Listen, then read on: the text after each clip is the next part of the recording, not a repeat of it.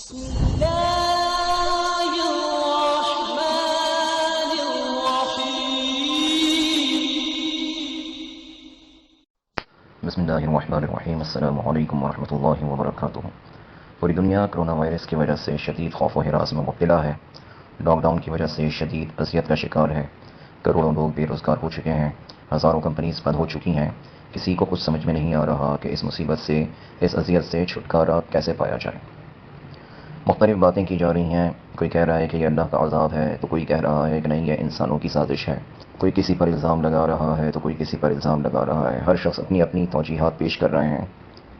تو بہرحال ہمیں اس بحث میں نہیں پڑنا، یہ آفت قدرتی ہو یا انسانوں کی اپنی پیدا کردہ، لیکن حقیقت حال یہ ہے کہ ہم لاک ڈاؤن کی مصیبت میں بہرحال گرفتار ہو چکے ہیں، اور لاک ڈاؤن کی وجہ سے جو پریشانیاں اور جو تکالیف ہم پر مسلط ہو چکی اسے ہم بھگت رہے ہیں۔ تو سوچنا یہ ہے کہ اس مصیبت سے چھٹکارا کیسے حاصل کیا جائے۔ کیا ہمارا مذہب اسلام اس سلسلے میں ہماری کوئی رہنمائی فرماتا ہے، لاک ڈاؤن کے حوالے سے خصوصاً؟ تو یقیناً ہمارا مذہب ہمیں کسی حال میں تنہا نہیں چھوڑتا، ہر قدم پر، ہر مرحلے پر ہماری رہنمائی فرماتا ہے۔ تو لاک ڈاؤن کے سلسلے میں اگر ہم اسلام سے رجوع کریں تو قرآن کریم میں اللہ تبارک و تعالی نے حضرت یونس علیہ السلام کا تذکرہ بیان فرمایا ہے، اور میں سمجھتا ہوں کہ حضرت یونس علیہ السلام کا مچھلی کے پیٹ میں قید ہونے والا واقعہ ہے، وہ لاک ڈاؤن کے سلسلے میں بہترین مثال ہے۔ شاید اس سے بہتر مثال پورے قرآن کریم میں اور پوری تعلیمات اسلامی میں ہمیں نہ مل سکے، کیونکہ حضرت یونس علیہ السلام مچھلی کے پیٹ میں مشیت الہی سے قید ہوئے تھے، یعنی ایک طرح سے لاک ڈاؤن ہو چکے تھے، اور 40 دن آپ نے اس مچھلی کے پیٹ میں گزارے، قید کی حالت میں، لاک ڈاؤن کی حالت میں۔ اور ہم بھی لاک ڈاؤن کا شکار ہیں، لیکن ہمارے لاک ڈاؤن میں اور ان کے لاک ڈاؤن میں زمین آسمان کا فرق تھا۔ ان کی مصیبت، ان کی مشکل، ان کی پریشانی، ان کا غم ہم سے کہیں زیادہ بڑا تھا، کیونکہ سب سے بڑی بات تو یہ ہے کہ وہ زندگی اور موت کی کشمکش میں مبتلا تھے۔ کیونکہ عقلاً یہ بات محال ہے کہ کوئی شخص مچھلی کے پیٹ میں چلا جائے، یعنی مچھلی اسے نگل لے، اور وہ 40 دن کے بعد اس مچھلی کے پیٹ میں رہنے کے بعد صحیح سلامت، زندہ سلامت واپس آ جائے۔ تو عقل اس بات کو تسلیم نہیں کرتی، اور ہمیں اس کی مثال نہ اس سے پہلے ملتی ہے، نہ اس کے بعد کبھی ملے گی، سوائے حضرت یونس علیہ السلام کے واقعے سے۔ پھر دوسری بات یہ کہ ہم اپنے گھروں میں محدود کیے گئے ہیں، مقید نہیں کیے گئے۔ ہم جو چاہتے ہیں کھا سکتے ہیں، پی سکتے ہیں، پوری دنیا سے رابطے میں ہیں، پوری دنیا کی خبریں ہمیں مل رہی ہیں، جبکہ حضرت یونس علیہ السلام جب مچھلی کے پیٹ میں تھے تو نہ کوئی خوراک کی رسد موجود تھی، اور نہ باہر والوں کو ان کا پتہ تھا، نہ انہیں باہر والوں کا پتہ تھا۔ تو یقیناً ان کی مصیبت، ان کی تکلیف ہماری تکلیف سے کہیں زیادہ بڑی تھی۔ تو انہوں نے آخر ایسا کیا کہ انہیں اتنی بڑی تکلیف سے، اتنی بڑی مصیبت سے نجات مل گئی۔ قرآن کریم میں ان کا تذکرہ کچھ یوں ملتا ہے کہ جب اللہ تبارک و تعالی کے حکم سے انہیں مچھلی نے نگل لیا تو انہیں آس پاس کی مچھلیوں کی تسبیح بیان کرنے کی آواز سنائی دی۔ یہ ایک طرح سے ان کے لیے اشارہ تھا، چنانچہ آپ نے بھی اللہ تبارک و تعالی کی تسبیح ان الفاظ کے ساتھ بیان کرنا شروع کی، لا الہ الا انت سبحانک انی کنت من الظالمین۔ تو اس تسبیح کو ہم مسلمان آیت کریمہ کے نام سے جانتے ہیں، حضرت یونس علیہ السلام کی دعا کے نام سے بھی جانتے ہیں۔ تو انہوں نے 40 دن تک مچھلی کے پیٹ میں اس کا ورد جاری رکھا، تو اللہ تبارک و تعالی نے اس تسبیح کی برکت سے انہیں اس قید سے چھٹکارا عطا فرمایا، ان کی دعا قبول فرمائی، اور انہیں اس غم سے نجات عطا فرمائی۔ اس ضمن میں احادیث مبارکہ میں بھی کچھ مضامین ملتے ہیں، جیسا کہ حضرت سعد بن ابی وقاص رضی اللہ تعالی عنہ سے مروی ہے کہ پیارے آقا صلی اللہ علیہ وسلم نے ارشاد فرمایا کہ کیا میں تمہیں وہ اسم اعظم نہ بتا دوں کہ جب اس کو پکارا جائے تو اجابت ہو، اور جب اس سے سوال کیا جائے تو عطا ہو۔ وہ دعا ہے جو حضرت یونس علیہ السلام نے 3 تاریکیوں میں کی تھی، لا الہ الا انت سبحانک انی کنت من الظالمین۔ کسی نے عرض کی، یا رسول اللہ صلی اللہ علیہ وسلم، کیا یہ حضرت یونس علیہ السلام کے لیے ہی خاص تھا یا سب مسلمانوں کے لیے؟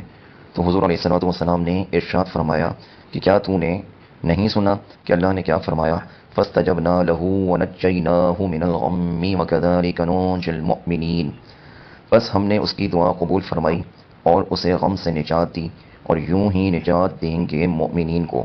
تو پتہ یہ چلا کہ اس دعا کی برکتیں صرف حضرت یونس علیہ السلام کے لیے مخصوص نہیں، بلکہ کوئی بھی مومن، کوئی بھی مسلمان اس دعا سے فائدہ حاصل کر سکتا ہے کہ اس دعا میں مصیبتوں سے اور تکلیفات سے نجات کے لیے بڑی زبردست تاثیر موجود ہے کہ حضرت یونس علیہ السلام جو اتنی بڑی مصیبت میں گرفتار تھے، اسی دعا کی برکت سے انہیں اس مصیبت سے نجات ملی. تو ہماری مصیبت، ہماری پریشانی، ہمارا لاک ڈاؤن تو ان کے مقابلے میں بہت ہی ہلکا ہے، بہت ہی چھوٹا ہے. تو اگر ہم بھی اس دعا سے مدد حاصل کرنا چاہیں گے تو اللہ تبارک و تعالی اس کی برکتیں ہم پر نازل کیوں نہ فرمائے گا. تو کرنا کیا ہے؟ پہلے تو اس دعا کا مطلب سمجھیں. لا الہ الا، اللہ کے سوا کوئی معبود نہیں. انت سبحانک، تو پاک ہے. انی کنت من الظالمین، بے شک میں ظالموں میں سے ہوں. یعنی کہ اللہ تبارک و تعالی کے حضور اپنے گناہوں پر شرمندگی اختیار کرنی ہے، اپنے گناہوں کا اقرار کرنا ہے کہ اپنی خطاؤں اور گناہوں کا اقرار اور شرمندگی یہی توبہ کی ابتدا ہوتی ہے. اپنے گناہوں سے معافی طلب کرنی ہے اور اس کی پاکی بیان کرنی ہے، یہی اس دعا کا مفہوم ہے. تو اس مفہوم کو غور کرتے ہوئے، اس مفہوم کو ذہن میں رکھتے ہوئے اس کا کثرت سے ورد کرنا ہے، انفرادی طور پر بھی اور اجتماعی طور پر بھی. کیا ہی اچھا ہو ارباب اقتدار اور ارباب اختیار علماء کرام کی مدد سے اور مشاورت سے نہ صرف ہر پاکستانی کو اس کی ترغیب دلائیں، بلکہ پوری امت مسلمہ کو اس بات کی ترغیب دلائیں کہ وہ اس مصیبت سے نجات حاصل کرنے کے لیے آیت کریمہ شریف کا خوب ورد کریں. تو اگر ہم نے ایسا کیا تو یقیناً اللہ تبارک و تعالی حضرت یونس علی نبینا علیہ الصلاۃ والسلام کی طرح ہم پر بھی کرم فرمائے گا اور ہمیں بھی اس مصیبت سے نجات عطا فرما دے گا. مساجد بند کرنے سے، جماعت پر پابندی لگانے سے، حرمین شریفین کو بند کرنے سے اس مصیبت سے چھٹکارا نہیں ملے گا، بلکہ کہیں ایسا نہ ہو کہ ہماری ان مساجد کی بندشوں کے عمل کی وجہ سے اللہ تبارک و تعالی کا غضب جوش میں نہ آ جائے اور ہم مزید بڑی مصیبت میں مبتلا ہو جائیں کہ الحمدللہ ابھی تک مسلمان ممالک میں یہ بیماری انڈر کنٹرول ہے اور قابو سے باہر نہیں ہوئی. لیکن اگر ہم نے اللہ کی یاد سے اسی طرح غفلت جاری رکھی اور نمازوں کی بندش، مساجد کی بندش اور طواف خانہ کعبہ اور مسجد نبوی شریف کی بندش اس کو جاری رکھا تو کہیں اللہ تبارک و تعالی کا غیظ و غضب ہم پر نازل نہ ہو جائے. اللہ تبارک و تعالی ہم سب کو عمل کی توفیق عطا فرمائے اور پوری انسانیت کو اس کرونا اور لاک ڈاؤن کی تباہی سے نجات عطا فرمائے، بالخصوص عالم اسلام کو اس کے شر سے محفوظ رکھے. آمین بجاہ النبی الامین صلی اللہ تعالی علیہ وسلم وما علینا الا البلاغ المبین.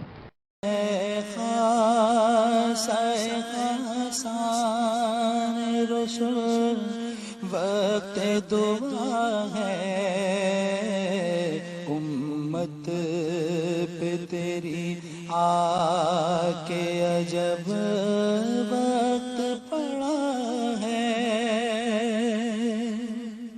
فریاد ہے کشتی امت کے نگہباں،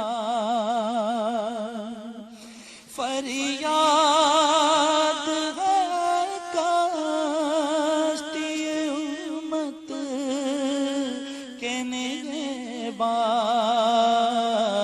بیڑا یہ تباہی کے قریب آن کھڑا ہے. بیڑا یہ تباہی کے قریب آنے لگا ہے. امت پہ تیری یاد کے عجب